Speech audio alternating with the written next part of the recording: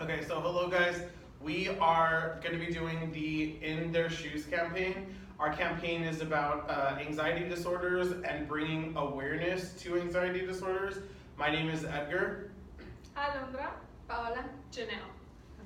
And we will start our presentation with the situation analysis. So for our situation analysis, we chose to raise awareness on anxiety because a lot of people may not be aware of the symptoms or kind of brush it off as like it's not that big of a deal. Our target is male and females, and we chose to target both young adults and adults. And our competition is really only the assumptions that people have already had over anxiety. Okay, for the primary research, we did a survey of 5 questions and 48 people responded. The people that responded were in the ages between 15 to 45, and the questions were written to target our audience accordingly. The 5 questions were to be responded in a matter of true or false based in popular myths that people think about anxiety.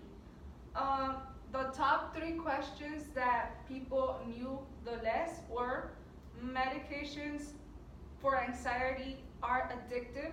34 out of 46 got this incorrect. Snapping a rubber band in your wrist every time you feel anxious is productive. 13 out of 47 people got this incorrect. And panics can make a person pass out and lose control. It's 42 out of 47 got it incorrect. The SSRI and SNRI antidepressants are not addictive. Studies show that suppressing your thoughts makes them stronger and more frequent. Think of this way: the thoughts you resist persist, so that cancels the theory of the rubber band. And it's unlikely you will faint, which is caused by a sudden drop in blood pressure.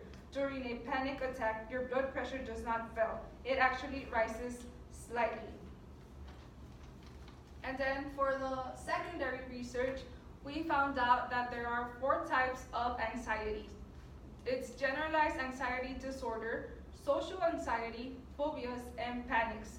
And the 3 most frequent thoughts that we found out people have is that anxiety is no big deal, only weak or unbalanced people experience anxiety, and there's just one type of anxiety and it affects everyone the same way. So for the SWOT analysis, for the strengths, we decided that that more people have been talking about it. So it has recently become a point of conversation, and this gives strength to our campaign because that means that people just need an incentive to start talking even more. For the weaknesses, that it's often misunderstood and people tend to know about it, but they don't know about how deep it goes or how to properly identify it in other people or understand other people or even in themselves. For opportunities, so recent media and recent times, also people who are famous, people in the public eye have been more open about talking about their anxiety and being just of making people and their fans aware of what anxiety is. So we saw this as an opportunity to kind of jump on the train and make it the catalyst to kind of make our campaign move forward. For threats is that people tend to judge or not completely understand or take the time to understand what anxiety is for the people who are suffering through it.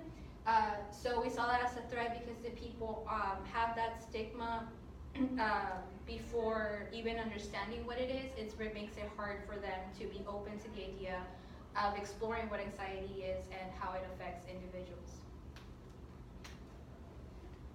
So for the brand challenge, as mentioned, we have to overcome the stigma. So this would mean all of the thoughts that people often hear, such as it's no big deal, or it's not a real sickness.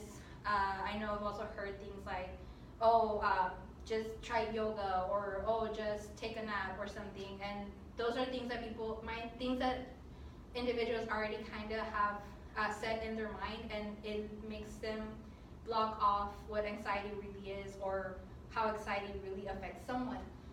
So we also want to increase the recognition. So for that, just meaning anxiety is not the same thing as depression. Just because someone has anxiety doesn't mean they're depressed, or just because they're depressed doesn't mean they have anxiety. And that would come with any other mental issues that people tend to have. Just having people being aware of what exactly is anxiety and not confusing it with other mental issues that they might have. These were the two challenges that we decided to directly address with our campaign, so that we would be able to meet our end goal of raising awareness in the RGB. For that, it made our objective to increase awareness of anxiety disorder symptoms specifically and signs by 15% in the next 6 months. So 15% for us, we just chose this number because it seemed like if even 15% would allow a lot of people to find the correct help, to go to the correct places, and just 15% would mean that a lot more people understand what the symptoms and the signs of anxiety are. In the next 6 months, in 6 months, people should be able to learn. It's sort of like a semester long, and you tend to be aware of different things by the end of that semester. So 6 months would give us the time to teach and educate people and want them to want to know more about our campaign and the issues. And at 6 months, we would reevaluate the situation and see if our campaign went through. So our target market, like we said before, is male and females. We chose young adults and adults, but we chose age ranges 15 to 25 and 40 to 55. And we chose these age ranges because based on our research, these are the ranges when people or individuals start or may experience symptoms and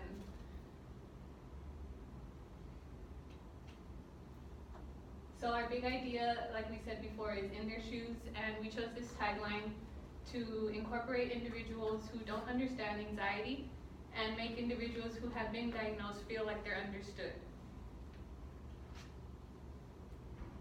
Okay, so for the IMC tools, we went with an event which would be very like PR focused. This would allow us to gather individuals interested in learning and people who have already been diagnosed with anxiety to attend as well, so they could teach, or we'll go into detail later on. And then social media, that's just a direct connection with your audience. And since our ranges do fall into heavy users of social media, we felt this was a really good outlet. Internet media, for the same reasons, it's just people tend to be more prone to looking for anxiety information online than in person. So that's why we decided to do internet media and not really print ads or any of those outlets. So for our media strategy, the first thing that we wanted to focus on is having a special event. We wanted to use our special event to be able to bring awareness and invite people in. So this would kickstart our In Their Shoes campaign.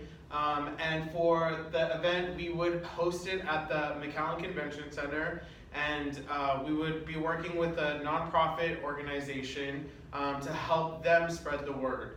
At our event, we would have guest speakers. Our guest speakers would include psychiatrists who could help others understand the disorder a little bit more. We would also have the president of the nonprofit organization at our event also speaking on the subject. And we would also incorporate people who have experienced anxiety, know what it's like, or people who have overcome their anxiety disorder and learn how to manage it. We want to utilize these people to spread the word and to educate people more on the disorder that they may be feeling. The next outlet that we wanted to use as part of our media strategy would be social media. As we mentioned, social media is a great outlet where you can reach a ton of people, and that's exactly what we want to do with our social media campaign. We would like to run videos on Facebook, Instagram, and Twitter. Since our age range is ranging from 15 and older, that's where our target demographic is, so we believe social media would be the best outlet. On these social media platforms, we would be running ad videos, and in these ad videos, we would have real people from the Valley just explaining their situation with anxiety and explaining how they've dealt with it, and just keeping it a conversation. And like we mentioned, we want to bring awareness to this. So this would just be the perfect opportunity for people to like and comment and share and just continue to help spread the word. Our next media outlet that we wanted to use is website banners. As we mentioned before, 15 is our youngest, and a lot of those students are in high school or in college, and those are the people who are starting to experience anxiety-like symptoms and may not know what exactly it is that they're dealing with. So we wanted to use internet banners, put them in people's faces, so that way they'd be curious and click on the banner, and they would be relinked to our social media where they would find all the information for our event or upcoming events that we may continue to have throughout our campaign. And just invite them in and make it a warm, comfortable atmosphere for people who may be experiencing anxiety-like symptoms. So we have our special event flyer that we have created, and it has our logo in their shoes. Anxiety can be tough for everyone, but you're not alone, and that's something that we also want to continue to stress and make it more of a community, so that way people don't feel as alone with their anxiety symptoms. We would host it in September, just since that's when the school semester starts, so we would like to use it to kickstart the rest of our 6-month campaign going all throughout the school year. And on our banner it also says all ages welcome, because we want to make this as inclusive as possible for people with anxiety disorders to feel comfortable and not feel like they're alone. Our next slide is our budget slide. So we are working with the nonprofit, so we understand that there's not a lot of money to go into marketing and events and stuff like that. So we wanted to really utilize every dollar. So for our event space at the McAllen Convention Center, it was going to come in at an estimated cost of $500. For our guest speakers, as we mentioned, this would be, people who are involved with the organization, so they wouldn't charge a speaking fee. As we mentioned, we would have the president of the nonprofit organization. We'd have psychologists who could help educate our audience, as well as people who have experienced anxiety in the past. The food and drinks for our event would be donated, since we are a nonprofit. Our social media is where we are spending most of our budget money, which is $1,000 on paid ads. The reason why we wanted to use paid advertisements is to get it in front of as many people's faces as possible, get as many clicks, get as much engagement as we could, to have these videos shared, so that way people would, it would bring awareness to our campaign. As for our school website banners and internet banners, there would be no cost. We would just try and work with the school districts to have them incorporate the banners in their school website.